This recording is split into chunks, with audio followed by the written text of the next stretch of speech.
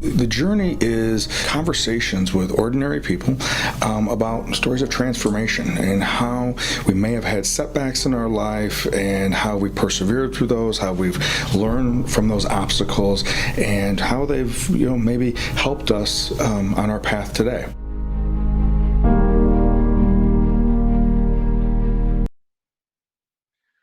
Well, Phil Curtin, welcome to the journey. And just as we've talked before, the journey is a show that basically tries to capture individuals who may have transformed at different aspects of their life, or failed forward, or recreated themselves in either career-wise, relationship-wise, or just in life-wise. And so I know you had some pretty interesting experiences throughout your life, and have been a huge resource for us at KP over the last year and a half since you've been with us. And so I wanted to have you on the show right now. But before we jump into all that, Yeah. so Phil, what does Phil Curtin do for fun when he has an opportunity for fun? What do you do for fun? Oh, see people, I read, I write, I, hang out with my wife a lot, especially lately. Yeah. But, we have a lot of family around here. I love to spend time with them, and, it's been a little rough, but that's been a main source of our fun since we've been here. We had just last week, we organized a birthday celebration with a bunch of cars and balloons and whatever going around my sister-in-law's farm for 82nd birthday. And then we sat, very far away from each other for a while, and we got to socialize. So mostly it's, hanging out and socializing is what I do for fun. I exercise pretty much every day, Nice. But other than that, that's it. So your preferred exercise, what do you like to do as far as exercise, or what's your go-to? Three different things. Some sort of aerobic exercise, whether it's bike, walk. I do resistant bands. I've been doing those for probably 10 years to, kind of preserve my joints or whatever. And then I do yoga. Oh, really? Okay. Yeah. So how long have you been into yoga? Well, how long have you been doing that? My daughter taught me, it was probably in the mid 90s. So it's really? 5 years now. Yeah. Interesting. Okay. Yeah. Interesting. So you were doing yoga before it became as popular as it is now. Oh yeah. Yeah. The benefit of our kids finding their own path, we can have built-in teachers for us, right? That's right. She's been a real resource for me. She does. She's an anthropologist, and she does research on fitness culture in different places around the globe. And so she is very much into yoga and very much into fitness and whatever. So it was surprised to me that you went that route, but that's a long story. Yeah. Well, that'd been a very interesting time period. I was very fortunate that in the early 80s in Rockford, it would have been surprised to know, but Rockford was a mecca for bodybuilding at that time. Wow. State and national bodybuilders, and I happened to grow up in that time period, and that's why I started competing at 15 years old, because there was all these national level bodybuilders. Two individuals turned pro out of Rockford, all right around the same time. Wow. And I just happened to be had an interest in it and born into that community, and then they embraced me, and for sure had a lot to do with me winning a state and national title and those things, but because of who was here and during that time period. So that would have been an interesting time period for your daughter to have studied us on more levels than one, or maybe we're glad she didn't study, however that is. So. What she would have come up with. So Phil, are you originally from Illinois? No, I lived in Illinois when I was in high school. Oh, okay. I'm originally from back east. I was born in New Jersey. Okay. And then lived in Pennsylvania for a while. Then I came out here when I was 15. Okay. Because my folks relocated out here. My dad was working in Chicago. Okay. So I lived here for a few years and then went back to school in Massachusetts. Okay. So you did a majority of, like, when we first met, you had told me that you had spent time here in Illinois and then went Yeah, back out east to the Boston area, right? right, Yeah. right. And worked the majority of your career out there. I did. Yeah, Yeah. yeah. And then, Yeah, it was, I went to Boston when I was 11 years old, and I fell in love with it then and decided, as soon as I could find a way to get back there, I would. And so I right. did. Tell us, what was it about Boston that you fell in love with at 11 and then resurrected when you were older, when you and your wife went out there? Well, I don't know. When I was 11, I was visiting there. It was, I came up with my whole family. My dad was from New England. He went to school in Worcester, where I wound up living for 30 years. I went to Holy Cross. So when there was just something about the city, the way it looked, the way it felt to me when we visited, that I never forgot it. I spent the next, like 6 years listening to Boston radio stations. There was one I could get. It's a 50,000 watt radio station. I listened to that every night before I went to bed. Sure. Who knows why these things happen? Yeah. But when it was time to go to college, my dad asked me if I wanted to go to Holy Cross, and I said, "Dad, it's in Worcester. What, are you kidding me?" So that's why I went to school in Boston, because I thought Boston was just the best place to be. Nice. Okay. Yeah. And then you guys, after you retired out in Boston and you came back to Illinois, how long ago was that? In 17, I mean, 2017. Okay. 3 years ago in a couple months. Gotcha. Okay. All right. Great.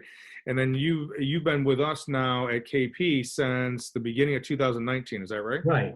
Yeah. Okay. January 2019. Right? Yeah. All right. Well, great. Well, I know one of the things similar to myself, here in Illinois, I was a school social worker, and Right. that was one of the things that you did when you were out in Boston, correct? Right. Yeah. Yeah, I did that for 37 years. Okay. So obviously a big bulk, and I know one of the things that you had Right. told me about, and early on when they started studying trauma, was Mhm. that you spent, obviously as a social worker, that's part of what we end up working with and dealing with. But then in the schools, it comes about too. So maybe tell us a little bit about, over the years, how has it changed a little bit, and then Yeah. how did you first get introduced to it? Okay. When I first, I worked in elementary and middle schools for my first 5 years there, and then I switched to the high school. And then I started to become aware of mostly girls. I was working in special ed, and girls who had been abused. And you would see a lot of really kind of behavioral issues, emotional, mental health problems, self-harm, that sort of thing, which was coming up then. And it really was surprising to me. I had, prior to my going to social work school, I worked first in, I should tell this embarrassing story about myself, but when I was in college, I did a volunteer thing at Boston State Hospital. I went there once, and they took us to the back wards of Boston State, and it freaked me out so much that I never went back Mm. until I got out of school. And the first job I got was at Boston State Hospital. Okay. A little bit of counterphobia there, I guess. Sure. Yeah. You sort of want to stare it in the eye and say, "Hey, okay, like I couldn't handle it then, but now I'm going to work here. This is now my career. I'm going to do it." So I worked there for a while, and then I switched over to a psychiatric hospital, McLean Hospital, and we had a lot of girls on our unit who were cutters, so a lot of self-harm, whatever, and we had no idea what was going on with them. One of them was a great granddaughter of Andrew Carnegie, and one of them was somebody who corresponded with this young girl who corresponded with Allen Ginsberg. She was a poet. They were really talented, really bright people. We couldn't figure out what was going on with them at all. It didn't occur to me until years later, when I was working in the schools, that they had most likely been sexually abused. Okay. So at the time, talk about being lucky, I lived in Boston, which was one of the centers for the study of trauma, and mostly in the person of Bessel van der Kolk, who not only studied trauma, but he did and has for 35 years now, done a conference. I just got the notification of this year's conference in my email today, and they said it's going to be all virtual this year, so I'll be able to go. It's the first time in a few years since I moved away. So he wasn't doing it then, but one of my friends who was also finding out about sexual trauma recommended I go to see Vanderkolk and another psychiatrist who worked in Boston named Judy Herman. Judy Herman wrote Father-Daughter Incest, and it sort of set the psychiatric world on its ear, because I had something called the Psychiatric Dictionary, which said the incidence of incest in American families was 1 in 1,000. Now know that 1 in 4 women are sexually assaulted at some time in their lives. Right. So it was just widely underreported, or was it denied? It was really hard to get a handle on why it was so overlooked. Sure. And that was my initial, I guess, foray into the study of trauma, and it was about basically sexual trauma. And it returned to that several times in my career, but that was my initial exposure to any sort of trauma. It's thinking about trauma as a separate category. Sure. And what you were just talking about, and obviously through a ton of different things that have happened over the years, is that the secrets, the family secrets, and then the shame that comes along with that, then perpetuate, well, there's not a problem here, right? Because the downside about our research is that it's only based upon, or polls that we do, it's only based upon who will then come forward and break the silence regarding the secret, and then the shame is what perpetuates it, right? Keeps everything inside, let alone, and I know you'll probably get into a little bit the story that we tell ourselves along with the trauma itself, but go ahead, continue. That one of the most devastating parts of sexual trauma is the disbelief that there's nobody you can tell. And if you tell them, they're not going to believe you. They're going to call you a liar. So there's denial at every level. There's denial of the personal level. People will deny that it's ever happened to them at first. I had one client, the worst abuse case that I ever had to deal with, who was abused by probably 5 different members of her family, 3 different generations. She suffered dissociative identity disorder for a long time, and she was completely ostracized by her family. Nobody, and most of her friends, there were very few people left in her life after she went through this. So denial was at every level, and she didn't remember any of it. That it stopped when she was about 12, and she didn't remember any of it until she was 33. Oh. She was, she had, except for being 10 years younger, she had my exact history. She went to the same college, same graduate school. She was a school social worker. So it was kind of an odd thing. But, denial was a huge part of it at every level, the societal, the familial, and the personal. Yeah. And, it was one of the worst aspects of, the problem of sexual abuse. Right. So that, went back and with the advantage of hindsight, I could go back and look at, the girls who I was working with at McLean. They were no doubt victims of sexual abuse because they had all of the symptoms. Sure. Nobody could figure out what was going on with it. That was something else. When I worked at the VA hospital, we were working with veterans, and the PTSD diagnosis had not been put into the DSM as yet. I had, I was I think I was 25 and I was working there, and I had to do a clinical presentation, as we usually do when we're doing internships, right?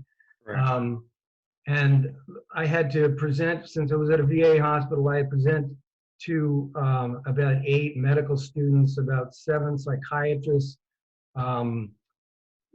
God knows how many social workers who worked there, and the rest of the students. There were 15 students who were there. I have to say, I was completely terrified, as you might imagine, presenting to that crowd. And we had a consultant who was he was a Department of Mental Health consultant. He was a wonderful guy. So I picked as my case a guy who had he had a lot of trauma. He had flashbacks and nightmares, and he was very angry, whatever. But he had no diagnosis. He had the 6 on-staff psychiatrists who were in the room had given him 6 different diagnoses, which is why I picked it, because I figured if they couldn't figure it out, Sure. I don't know if they expect me to. Right. So, and the consultant, when he after I presented, he sort of laughed and he said, "Yeah, well, this is it, And he probably had a personality disorder based on all the things that happened to him. And this is how they present. One day they look like this, and one day they look like that. But there was no real organizing concept to what was going on with these people. And that was really, it was at that point, it was 15 years down the road before that would ever happen. But, some of the people who dealt with it every day could see that the resources we had, both conceptual and treatment-wise, were really deficient. They weren't really up to the task of helping these poor guys. Sure. So that sort of diagnostic chaos became much more prevalent when I discovered developmental trauma. Developmental trauma is mostly about how people were raised. The city I worked in, which is Lowell, Massachusetts, just happened to be the mecca for, it has always been a city of immigrants ever since the mid-19th century. But for some reason, which is still a mystery, we had an influx of Cambodian, both refugees and immigrants. So very soon, by probably the end of the 80s, 36% of the school system were children of immigrants from Cambodia. Okay. One of my coworkers, who was a Cambodian social worker, gave me a study that shows, a Harvard study that showed that like 50% of the people who migrated from Cambodia to the United States suffered from clinical depression, because most of them were victims of the Khmer Rouge and the killing fields, and their kids were sort of being raised by absent parents. Okay. And those were the most probably they had the best excuse for not being very present as parents. Mostly they worked, and sometimes they'd be working 3 jobs apiece, and their kids were just sort of abandoned.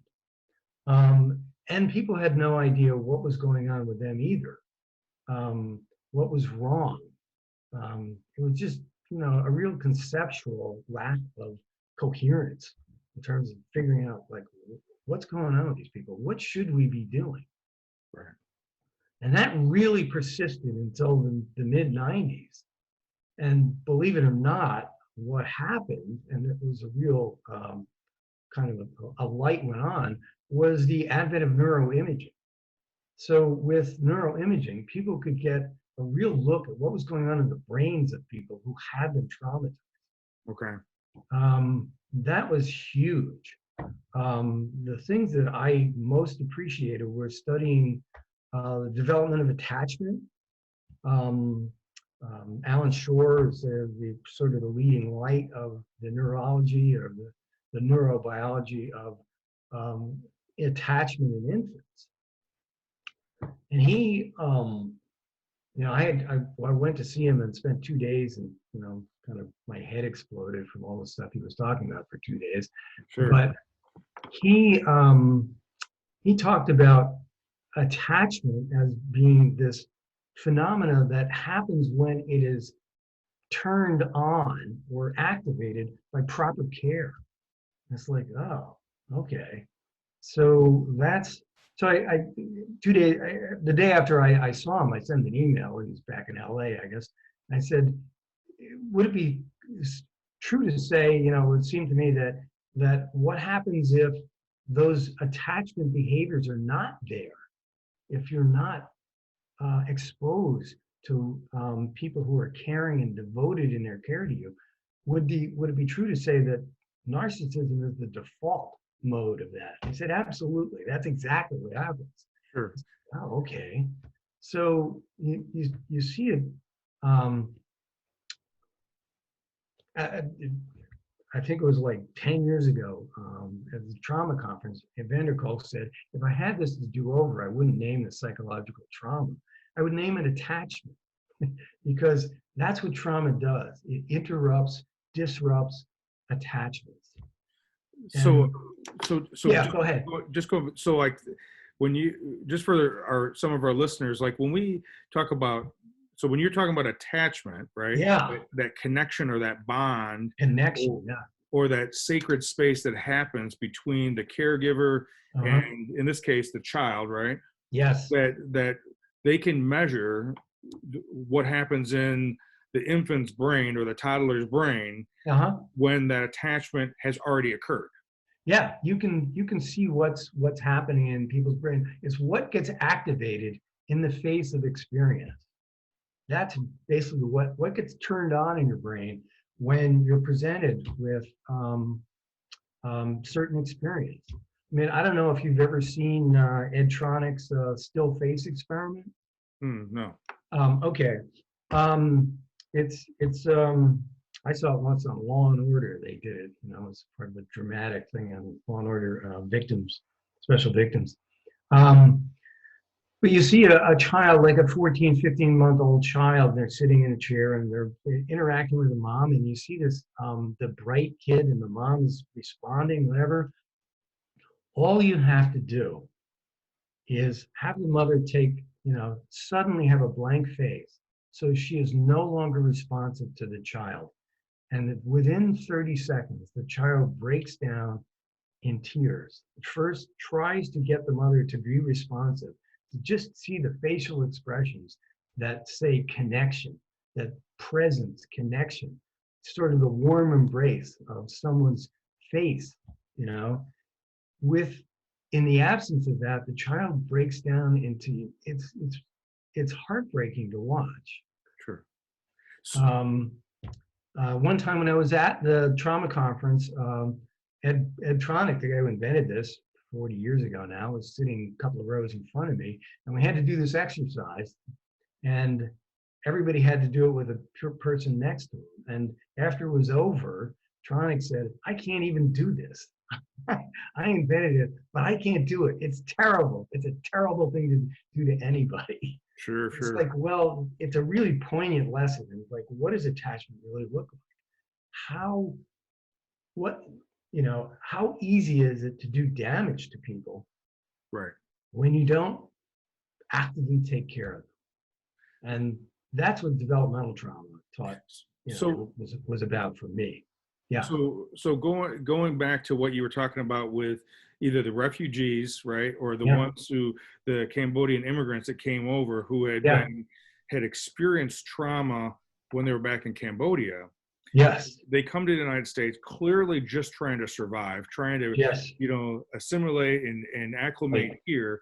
And they may, not only from sheer exhaustion of working and just trying to survive, but because of their own trauma, having children, they may have had that 1,000-mile stare. Absolutely. Yeah. For a handful of different reasons, but one of them very much could have been the trauma that never got treated. Absolutely. That's absolutely true. So the children don't get direct.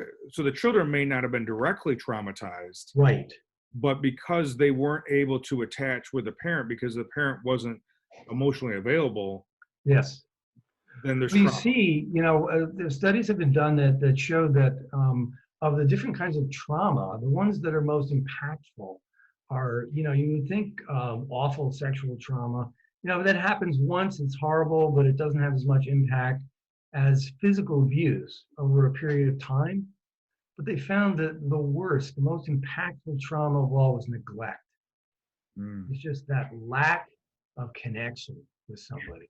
That's the one that has the most devastating effect on people over the long term, because it's not a one-time thing. It's always protracted. It's always a sort of a life pattern that you Right. put up with, and it does terrible things to your brain. Um, and it's not that you can't overcome it, but it takes work. I mean, it takes a lot of work, and it takes a lot of dedication by people who are trying, who want to help you. Right. And we talk a lot about connection, and what we do with our clients is connect with them. Right. And it really is, as Shore said, it's kind of a right brain to right brain thing. Yeah. And a lot of it is not verbal. It's it's kind of pre-verbal. Yeah. It's kind of what makes the present situation a little more difficult for us when we're doing a lot of phone and video work, because it doesn't feel exactly the same. Right. And yet, you can feel it. You feel it with people when you talk to them. It's a little different than in person. So I was surprised, not having a lot of experience with doing video stuff, that a lot of the feel is there. Yeah. And we're still able to do good work. Yeah. So one of the things this is maybe I'm answering my own question with it, but so similar to what you talked about with the Cambodian immigrants and refugees, if we have a situation where, let's say stereotypically, a female who's been a victim of domestic violence or domestic violence and substance abuse, and the child may not necessarily be physically abused by the mom, but because of the mom's own domestic violence trauma, or now self-medicating with substance, or just one or the other, then that emotional neglect, even though the child may not be physically neglected, that emotional neglect may have this ripple effect on the child, that would later, even when we do get them in front of us and we're trying to help them, it may take a while for them to trust us. Right. Oh, yeah, absolutely. They begin to see the world through a filter of their experience, early experience. It's and you say, people say, well, domestic abuse. A lot of the disorganized attachment, which I think like 8% of kids grow up with disorganized attachment.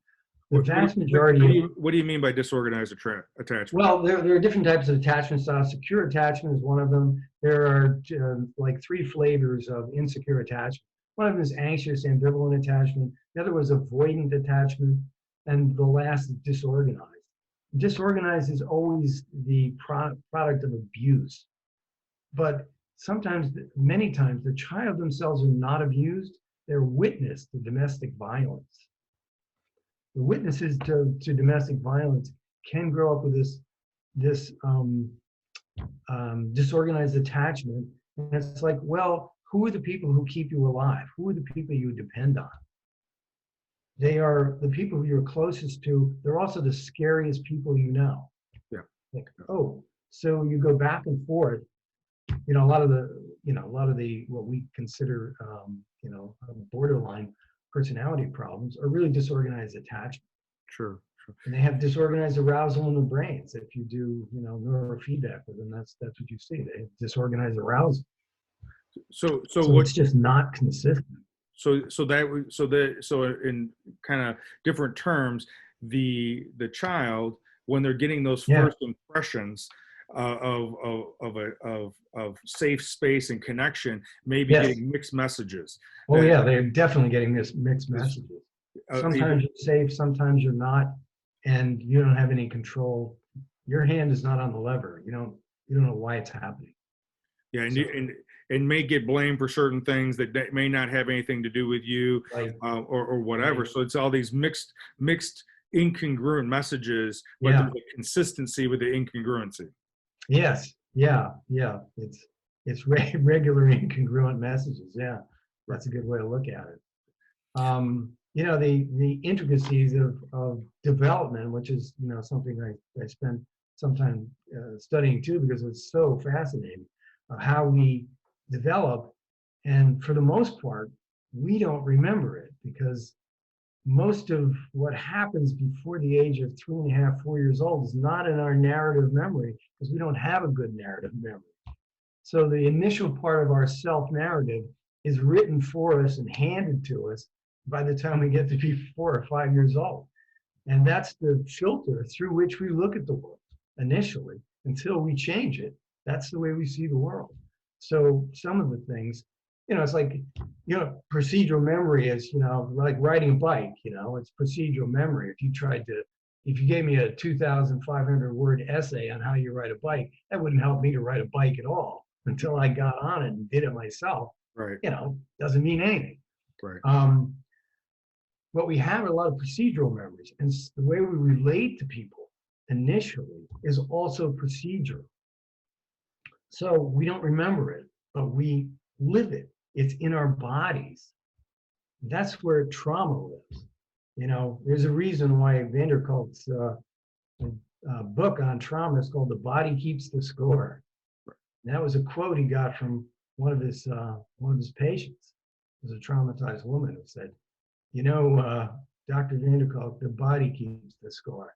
It's like, ooh, okay. So he's made that the centerpiece of his work, and it's hugely important, because So speaking to that, and obviously just to kind of, for some listeners that just maybe kind of like trying to understand. So like most of the time when people think of counseling, they think of us helping people reframe their story, right? And open up the possibility of creating a new story, or challenging old beliefs, right? So, or messages that were given by the perpetrator or whatever. But now you're talking about a second part of the therapy is not only working on the narrative, but also then working on the emotional and the body response, including the brain response to the trauma. Absolutely. Maybe speak a little bit more to that, because that's probably the part that most people don't fully grasp as much. Right. Yeah, I don't think. Well, one of the reasons, because it's fairly new as a way of looking at dealing with trauma. If you look at what tools do we have to adapt? The only tools we have can be broadly classified as our bodies, the somatic part, our emotions, and our self-narrative, the story that we tell ourselves about what's going on. Those are basically tools of adaptation. Mm-hmm. And if you look at them like that, that gives you a really great advantage for finding an entree. If somebody comes in and they have trauma, well, you can go to whatever works with them. But, I'd say in comparison to like 10 years ago, I deal with a lot of physical stuff. Start with, back in the day, it was all about talk and medication. Medication is a somatic response, but it's not very specific. It's kind of broad, kind of like a sledgehammer, as opposed to, as somebody said, it's sort of like an axe instead of a laser surgery, Sure. It has a lot of, yeah. So when you look at somebody these days, you see, well, how does it affect their body? One of the people I saw a long time ago is a woman named Pat Ogden, who came up with what's called sensory motor psychotherapy. And her work with traumatized people was to have them tell their narrative, their trauma narrative. And then as soon as she sees their bodies begin to become dysregulated in any way, she stops them and says, hold it right there. And then they go to a physical thing where she will get them back into a physical regulation so that they're calm again. It's like, okay, now proceed. And if they get 2 words and they get dysregulated again, okay, let's go back to, calming down. So it's all about the somatic piece of this. And we weren't, as in school, we weren't trained to do this sort of stuff. Sure. Because nobody knew that we should be doing it back then. Now it's a lot clearer that, we have to deal with people's levels of arousal, physical arousal, because that, I mean, if you're dysregulated physically, guess what? You're not going to be well. You're not going to be good. And let You know, alone all you're the not going to be capable of learning. you're not. Yeah. I mean, remember the adverse childhood experience study, the ACE study from the Yep. 90s. Yep. You know what they were talking about is like what happens to you when you have a lot of bad experiences. And it's like, well, as you just said, you know, you're not going to be able to learn. You'll have cognitive problems.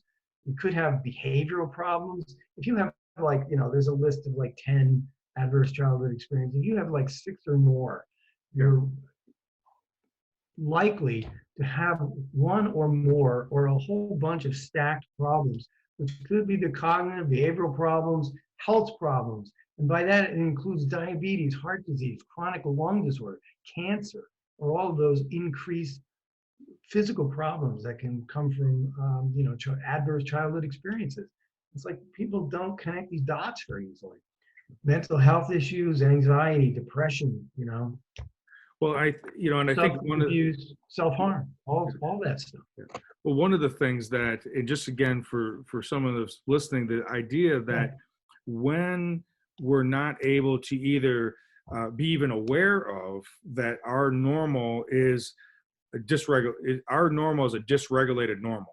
It may be Right. the normal that we've learned, but it's still a dysregulated normal. So when Yes. people say, well, this is how I've always been, Yeah. that doesn't necessarily mean that it isn't causing inflammation, internal inflammation, internal Right.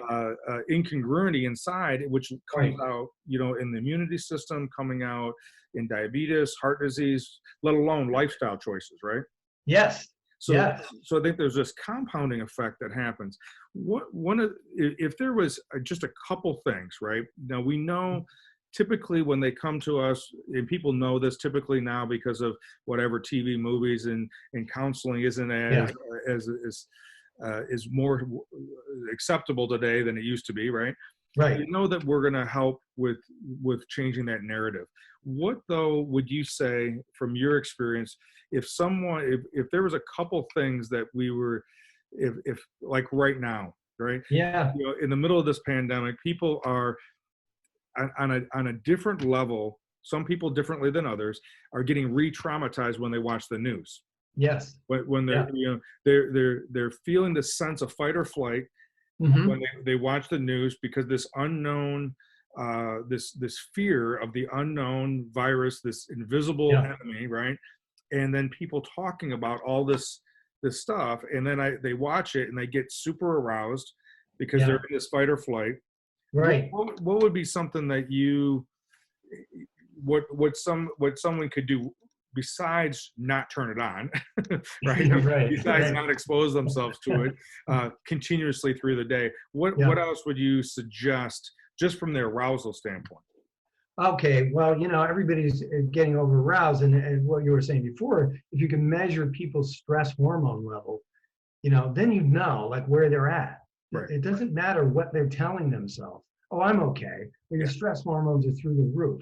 Right. And like even watching somebody on a video, I can usually tell when they're dysregulated, they're anxious, they're whatever. You can see it on people. If you're in the room with them, you can feel it. Yeah. You know, it's not really a question of you have to be that perceptive. It's Right. like you kind of feel their energy. Right. So usually these days, I'm always starting with first of all, if you're aware of the kind of breathing you do to stimulate your vagus nerve, and it's just an autonomic nervous system reaction. If you breathe in a certain way, you can stimulate your vagus nerve, which turns on your parasympathetic nervous system and allows your body to relax. So more often than not, I start there, because if you're not relaxed, you're going to be over aroused in some way, shape, or form. People don't take relaxation very seriously. They think of it as like a pastime. Oh, well, when I watch TV, I realize. Well, if you saw that person watching TV and their foot's going up and down and they're all over the place, they're not relaxed. Right. They're distracted. There's a difference. So let me stop you there real quick. So Yeah. when people again flippantly will talk about, oh yeah, just take a couple deep breaths. The reason why we are suggesting for them to actually do that deep breathing, the deep Yes. diaphragmatic breathing, Yes. is to activate the vagus nerve, which is our own internal way of regulating our system, Yeah. to bring down Right. the stress hormones down and Mhm. that stress response down to Yes. what appropriately is in front of us. Because so many of us, right, we're being activated by what's on TV or the Right. news or whatever, and I had the same chemicals going through me as if a robber's coming through the house. Absolutely. Yeah. But there's Yeah. nowhere for me to go. There's nothing for me to Right. fight or flight. Right. And So so I think, it's something you can do with most people is take the somatic approach. Because you stimulate your vagus nerve, it does something. It's not in your head. Yeah. You're not, in fact, you're getting out of your head. You're getting into the part of your body that is capable of regulating. Yeah. Our muscles, by and large, only have two tricks, as you probably well know. They tighten and they loosen. That's it. Our brains and our imaginations have more tricks than you can begin to imagine. right. So if you try to calm yourself down by talking to yourself, that may work, but you can also freak yourself out in talking to yourself or watch something on TV and your imagination can run wild. Yeah. And as it tends to do. Right. I mean, I wouldn't want to give up my imagination, but it's not always my best friend. Right. Exactly. And so, you deal with the reality of that. So the reality of physical relaxation is that it's something you can control. You can get your hand on that lever. Yeah. So, and you can know that you can control it too. So that you begin to, I'll tell you the sequence as you learn the vagus nerve stimulation breathing. And that's a component that you put into progressive relaxation. You do progressive relaxation by, starting with muscles, you squeeze them and you let them go and you pay attention to what does it feel like when your whole body relaxes. When this set of muscles relaxes, what does that feel like? Yeah. Now, if I ask you, what color is your car? You just have a, picture in your head and you can say, well, it's red, it's blue, it's greens, whatever. Or if I say, what was your favorite song when you were 20? You just play that song in your head. If I ask you to remember a feeling, if you have fillings in your mouth and you had them when you were a kid, at some point you'll chew on a piece of aluminum foil and you'll have that really weird taste in your mouth. And I can still feel it whenever I mention it. I haven't done it since I was probably 12, Yeah. but I can still feel it. Yeah. And that's how I remember a feeling, is Yeah. I feel it. So you teach yourself to do progressive relaxation. You insert that kind of breathing, and the breathing has a couple different, it not only stimulates your vagus nerve, but it allows a part of your brain that controls your anxiety to fire more slowly when you're exhaling and when you're inhaling. So the breathing is you inhale for a short count and you exhale for a long count. And that allows that your brain assisting your muscles to calm down. So just to paraphrase what you just said, Sure. so maybe breathing in through your nose to a count of 3, and then blowing out to a count of 5 or 6. Or 7, 8, whatever you can do. Okay. The thing about the vagus nerve stimulation breathing is if you breathe in with your abdomen, and it's really, you can feel two distinct phases. One, when you start to breathe in, and then the last like 25%, the muscles right below your diaphragm start to push up a little bit. When you focus on those muscles, and if you say to yourself, well, as I'm exhaling, I'm going to push down on my diaphragm.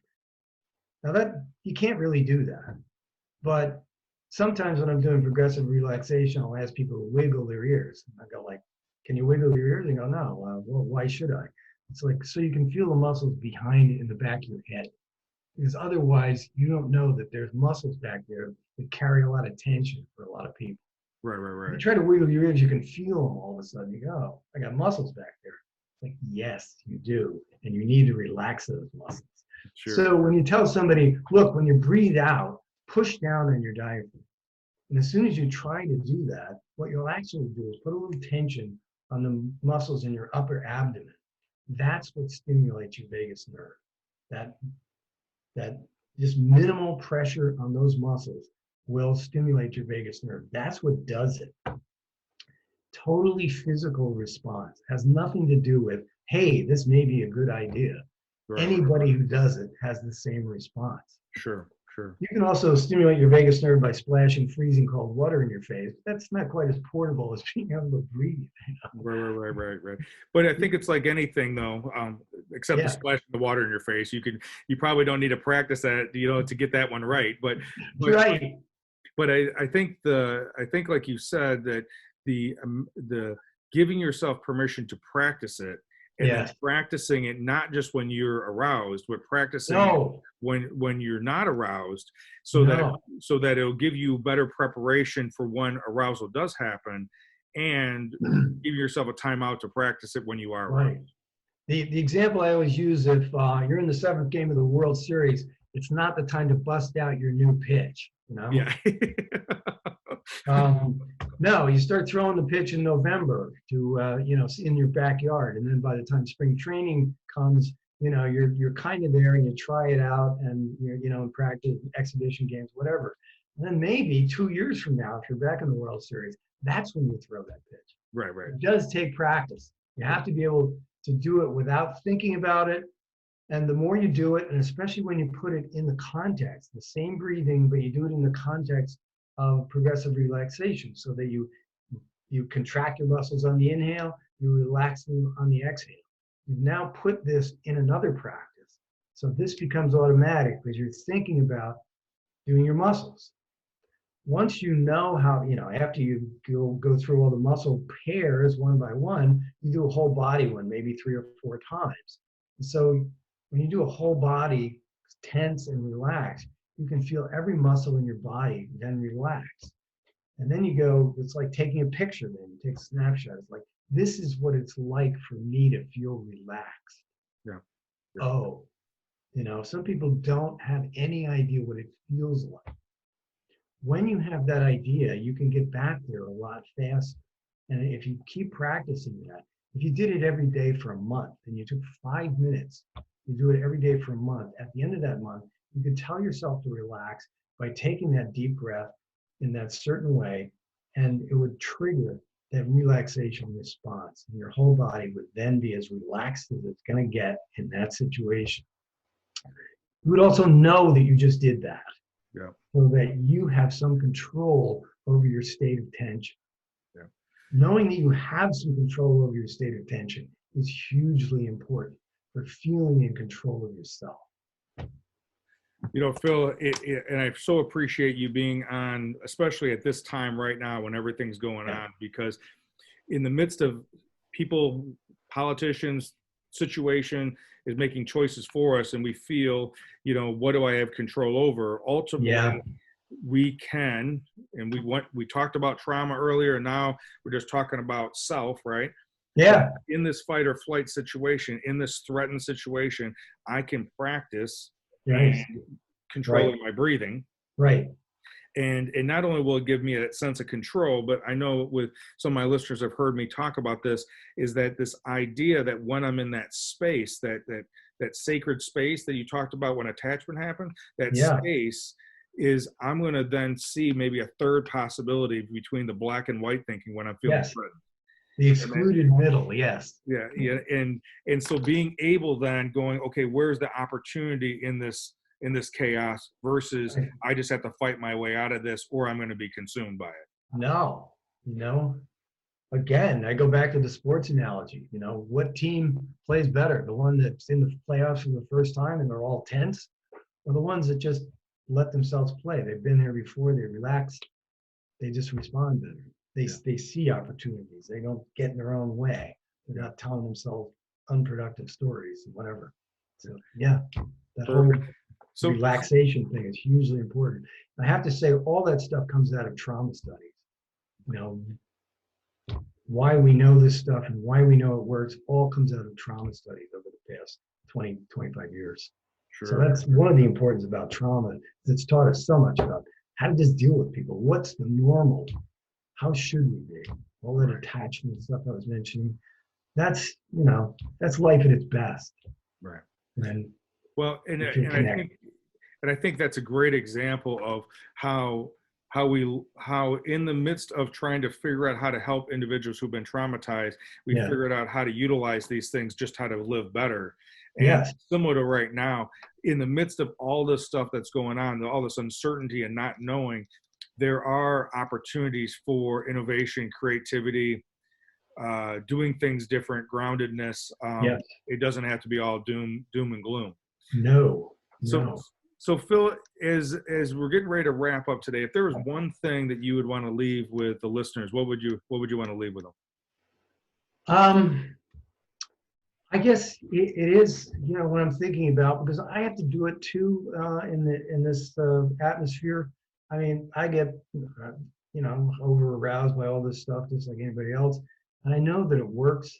And I know that calming yourself down puts you in the best position to take whatever is coming, to adapt to whatever, you know, that really, it's always about adaptation.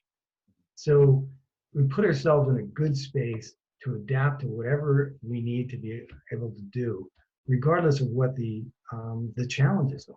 And there will always be challenges. So this can become for us a time when we learn something that we can use for the rest of our lives. And I try to emphasize that to people. This isn't something just for the moment. You're going to use this forever. And it will put you at an advantage to just be able to adapt to whatever you need to adapt to. We never know what's coming. I think that's a great point, Phil, is instead of just trying to get through this, Yes, that no, we could use this as an opportunity with everything that's going on right. to learn a new skill that will be not only a life skill, but Yes, it could make either through directly can make a huge difference, as you talked about, individuals who are in those key parenting or grandparenting or yes, caretaking positions, or modeling it for other individuals when they're in crisis. That absolutely. you know, it could be an opportunity to practice something in the midst of everything going on that could be a life skill later on. Well, you know, we talked about, Dr. Joe mentioned, you know, we can be a beacon of light and hope for other people. So, you know, other people in their lives can be that for their loved ones and the people who are close to them, even if sometimes they need someone else there to be their beacon. You know, you can still be that sometimes. And it's a marvelous thing. Well, Phil, thank you very much. Thank you for being not only in the Rockford area and being at KP, and I've learned so much in the last almost year and a half with you being there. But just your energy and presence and wisdom, I appreciate you, and I appreciate everything you do for our clients. I appreciate being able to work at KP, Kevin. It's a wonderful place, and not a lie. Worked in a few places. This is the best. Well, thank you, Phil. All right, you have a great night, and I will see you soon at work, okay? Okay, All take right. care. Thanks, Bye-bye. Kevin.